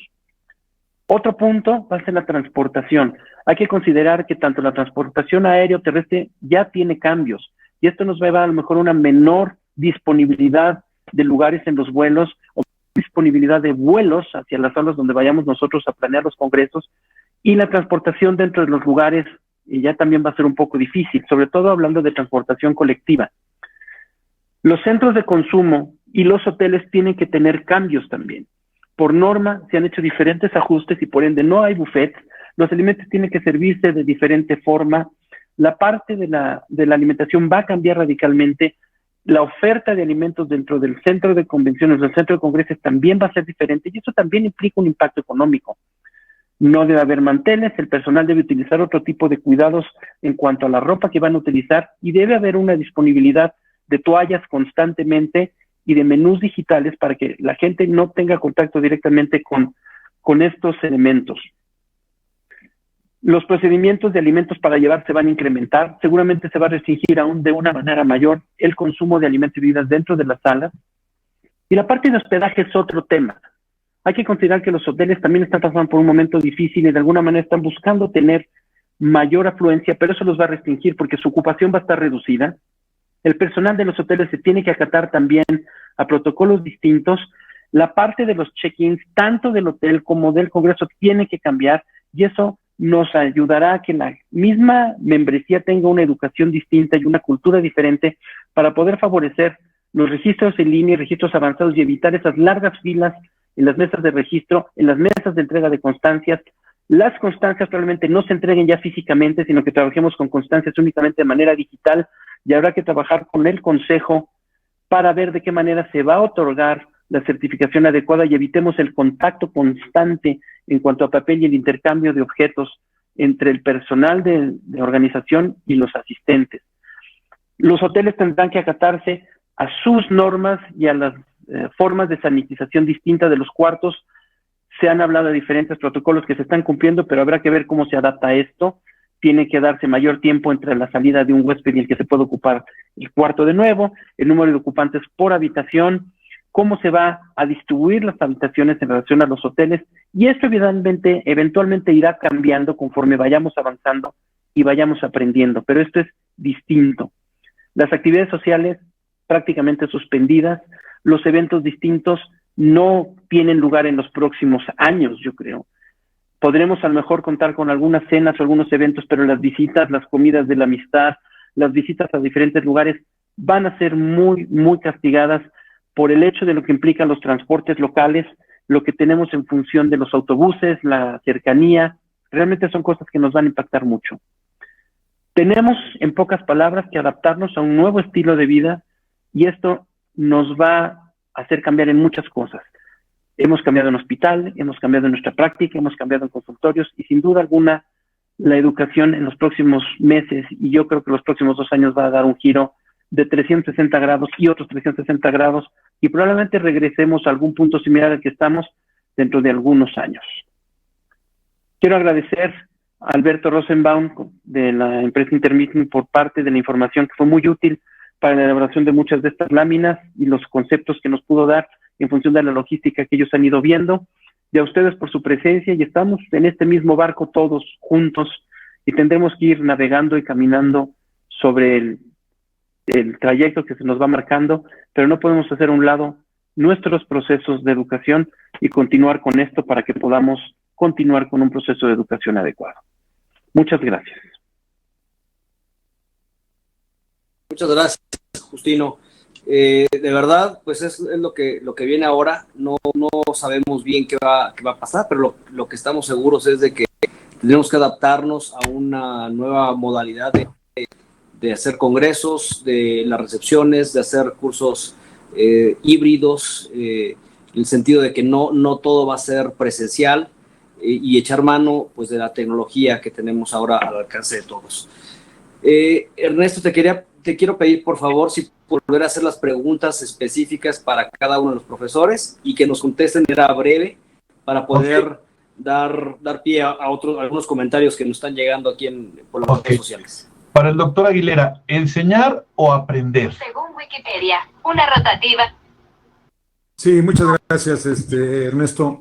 Mira, en realidad el proceso de enseñanza para un profesor es realmente bidireccional. O sea, en el momento en el que uno se comete con el residente, y puede ser un residente de posgrado, a enseñarle, en ese momento está uno adquiriendo también el compromiso de aprender. O sea, no es unilateral, es bilateral. En los años que yo tuve oportunidad de ser profesor en el Instituto Nacional de Rehabilitación, me di cuenta de eso. En el momento en el que uno asume la responsabilidad de enseñarle al residente, en ese momento uno también se está enriqueciendo. Uno tiene que aprender, no solamente enseñar, sino muchos de los conocimientos que están cambiando constantemente y que tienen que ir a la par de los residentes aprendiendo cada uno de estos conceptos. Hay una historia que muchos de nosotros conocemos en México, en donde algunos profesores dicen, bueno, yo no dejo que mis residentes aprendan, o yo no dejo que participen conmigo, porque si no me anuncian mi casuística, y yo necesito tener una casuística muy limpia. Bueno, pues entonces no tendría que estar en un hospital de enseñanza, ¿verdad? Claro. Un hospital de enseñanza implica que los residentes participen en todas las actividades, y dependiendo del grado en el que se encuentren, pues ya tendrán que incluso realizar los procedimientos quirúrgicos bajo supervisión del mismo profesor.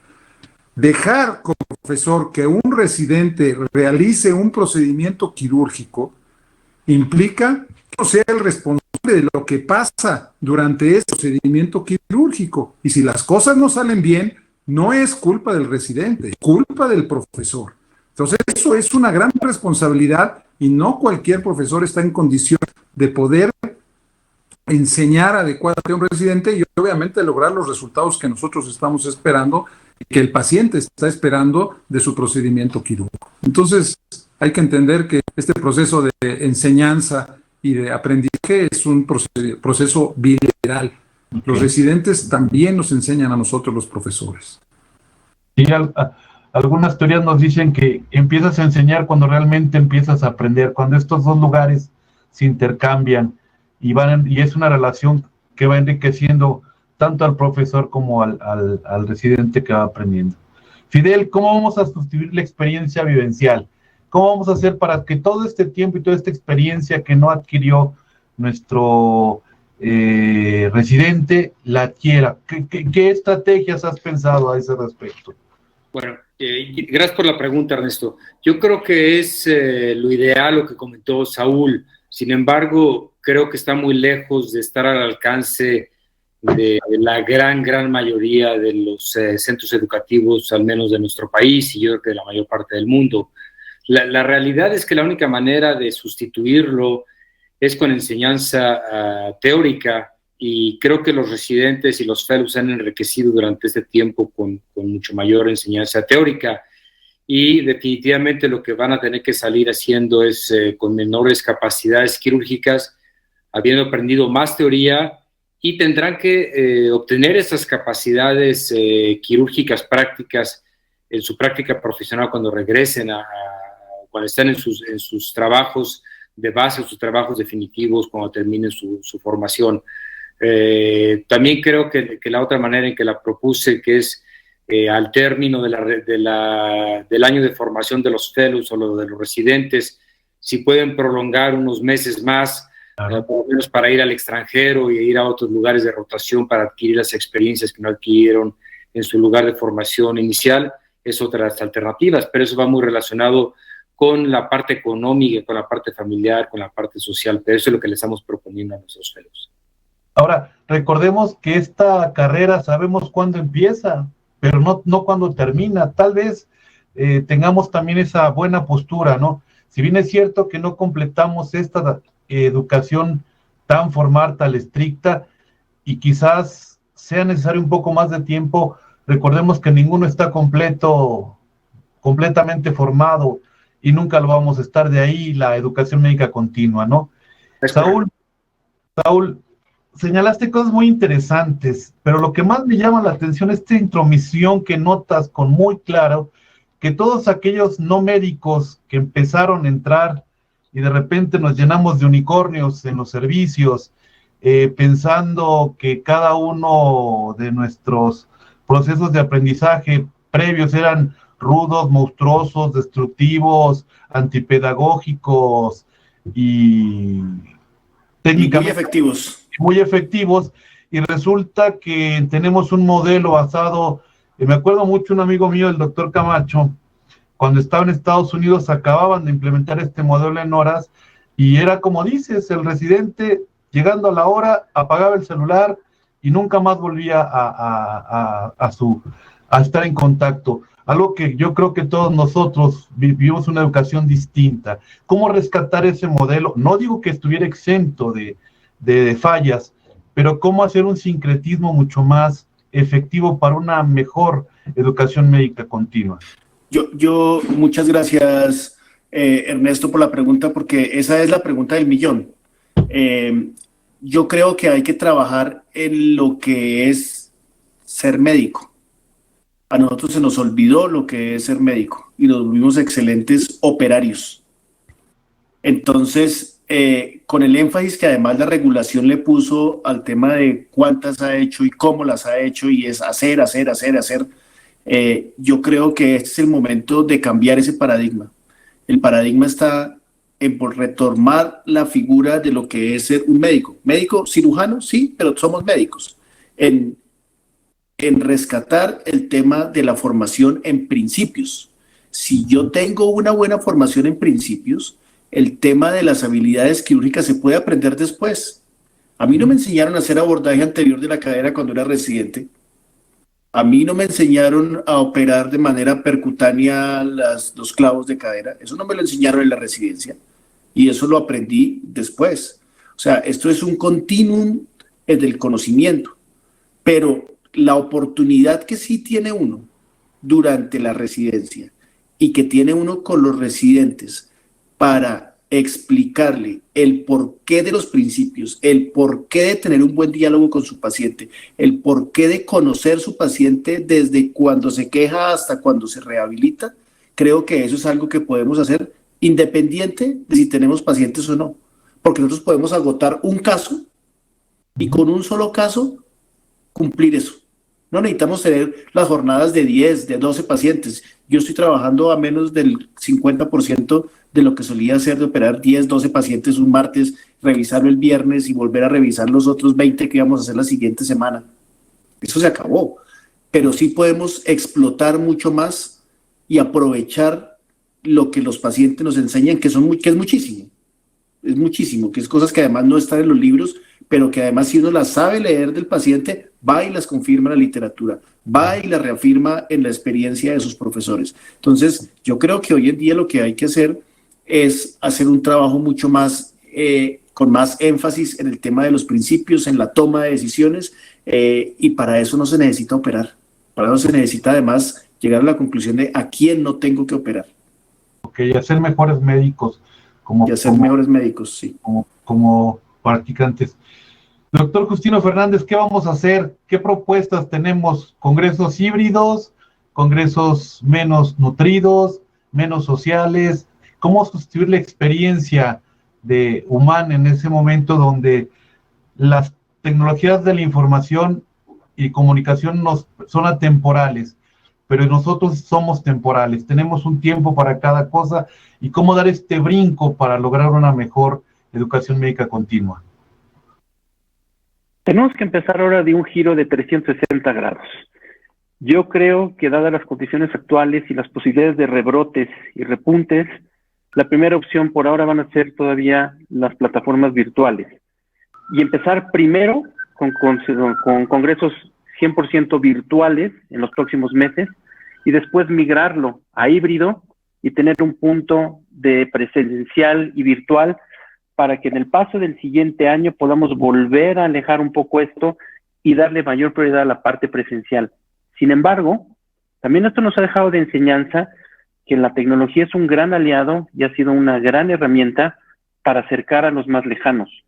Y esto nos va a implicar también un ahorro importante, porque estamos viendo que a lo mejor ya no necesitamos traer a 4 alemanes y 5 británicos para un mismo congreso. Podemos a lo mejor traer a uno, ver la manera de facilitar algo y favorecer esta presencia virtual en vivo, que pueda ser aún de esta misma manera tener al ponente completamente en vivo del otro lado del planeta, y eso nos permita tener un acercamiento mayor y poder traer grandes personalidades e ir nosotros a diferentes puntos e ir mezclando esto. ¿Dónde veo yo el principal cambio?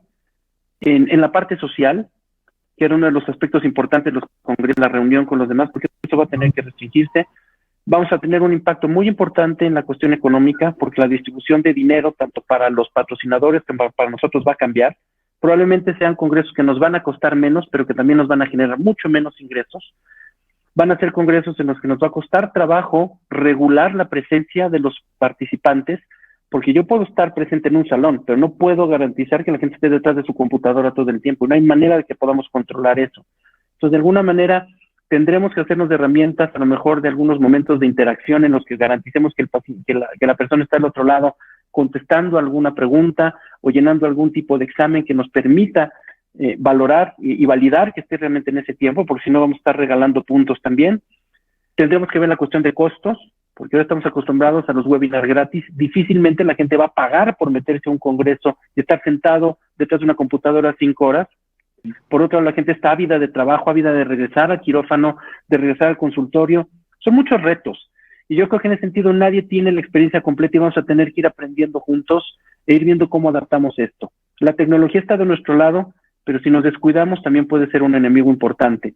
Yo creo que aquí la parte más central y más fuerte es la unión de las sociedades, que el colegio siga manifestando esta fortaleza y esa confianza hacia la membresía, de tal manera que vemos que tenemos una organización seria que nos permite tener un alcance importante, y esto solamente lo vamos a ver de las sociedades hermanas, de la parte de las sociedades en Latinoamérica, y no tanto en la parte comercial como vemos en las grandes sociedades, sobre todo norteamericanas, en las que ves que todo es primero pagas y luego ves. O sea, hay que tener un alcance distinto.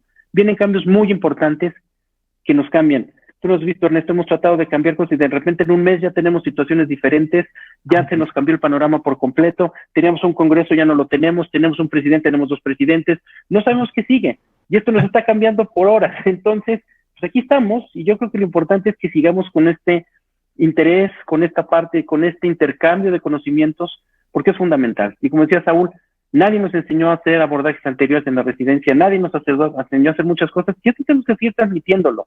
Gracias a Dios tenemos una tecnología y tenemos un chorro de residentes millennials que nos enseñan mucho, y que comparten mucho y que nos van dando mucho, y de todo podemos aprender. Estamos para seguir aprendiendo y para seguir aportando. Y aquí, para adelante, porque para atrás ni para tomar vuelito. Muy bien, muy bien. ¿Tenías otras preguntas, Víctor, por favor? Sí, tengo otras preguntas. Una rápida para Saúl. Esta nos la hace el doctor Eber Mérida. Y la enseñanza será como la que tienen los pilotos de aviones, en donde primero aprenden en simuladores y luego en pacientes. Yo creo que para algunos procedimientos que ya son muy reproducibles y que la simulación está muy evolucionada, sí. Pero yo creo que hay unos procedimientos en los que la variabilidad de la clínica nunca los va a poder reemplazar. Por ejemplo, una resección de un tumor en una pelvis o en una cadera Eso no hay un simulador para eso, ni podrá existir. O sea, no podrá haber un algoritmo que cree uno con compromiso de los vasos, otro sin compromiso de los vasos. Ese tipo de cosas en cirugía reconstructiva probablemente no. Hay procedimientos que ya están muy estandarizados. Por ejemplo, la liberación de un túnel del carpo.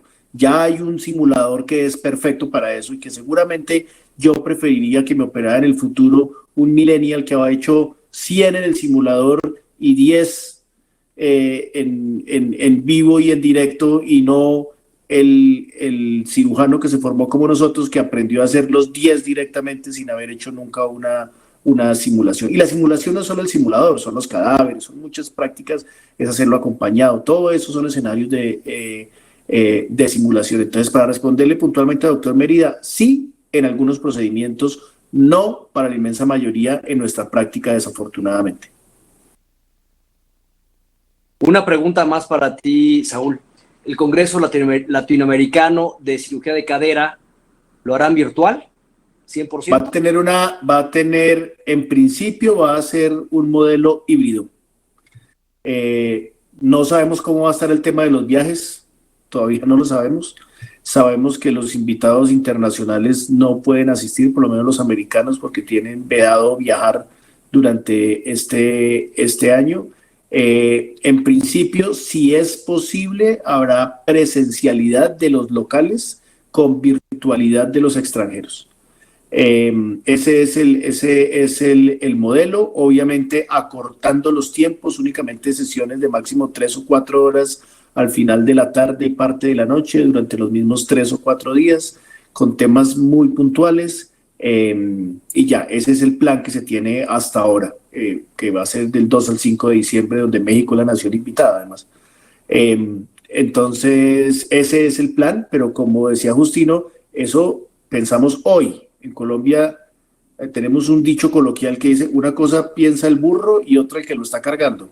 Entonces, eso pensamos nosotros, pero Corona no sabemos qué piense. Entonces, de acuerdo como Corona piense, decidiremos, pero ese es el plan a hoy. Muchas gracias, Saúl.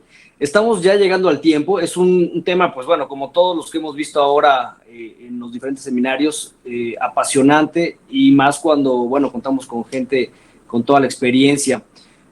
Únicamente me quiero quedar con algo que se comentó en este seminario, en donde más allá de enseñar habilidades quirúrgicas a los médicos, tenemos que ponderar el juicio crítico de ellos. Algo que decimos aquí en el curso al que yo tengo el honor de participar como profesor adjunto. El profesor titular es el doctor Fernando Valero, en donde les dice a todos los residentes: ustedes, en teoría, ya son ortopedistas y saben operar o tienen una patente para operar. Aquí vamos a cambiarles el chip y vamos a enseñarles a pensar, a tener un juicio clínico, a saber enfrentarse a hacer planificaciones, ver las posibles complicaciones, visualizar el peor escenario y estar preparados para ello. Y al final, efectivamente, ver la evolución de los pacientes y aprender y hacer un aprendizaje continuo y retroalimentación. Bueno, quiero agradecerles a todos su presencia. Y antes de despedirnos, creo que hay una encuesta final con respecto a este seminario. Por favor, llénenla para tener esa misma retroalimentación de la que venimos platicando. Nuevamente, muy agradecido. Buenas noches a todos. Muy buenas noches a todos. Muchas gracias. Fuerte abrazo y por favor, cuídense. Cuídense mucho. Cuídense mucho. A todos. Buenas noches a todos. Gracias. Gracias.